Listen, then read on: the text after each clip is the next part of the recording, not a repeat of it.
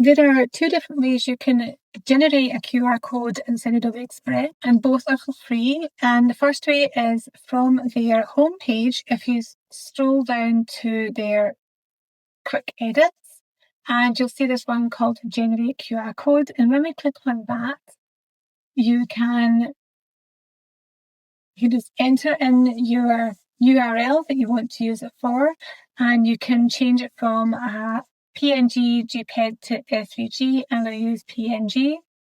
You can also track QR codes, and that way you can track how many scan counts there are. And we can also change the colors.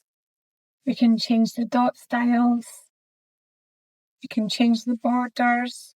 There's quite a lot of variations we can create for this. And then we can either download it if you don't need to use it within a design you created in the Express, or we can then open up the editor.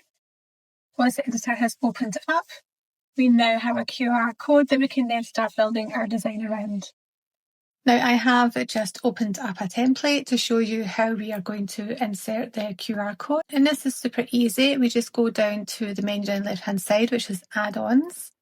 And if I just type into the search bar, QR codes, and press return, then you can see there are lots of different add-ons that we can use to generate all different types of QR codes. And down the right hand side, it tells you which ones are free and which ones have paid elements to them, because these add-ons are apps out with Adobe Express. But I am just going to scroll down and we're going to use the quick QR code, and I'm just going to press open. And this then brings up a panel down the right hand side.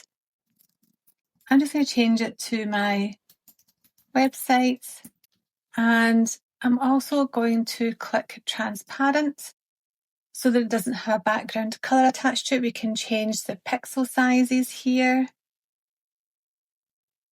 and then we just add to the page. And there we go. We can still enlarge it if it's not quite big enough and place it into position. But that's how easy we can add a QR code. There's no branding in it. It is free to download. It is free to use.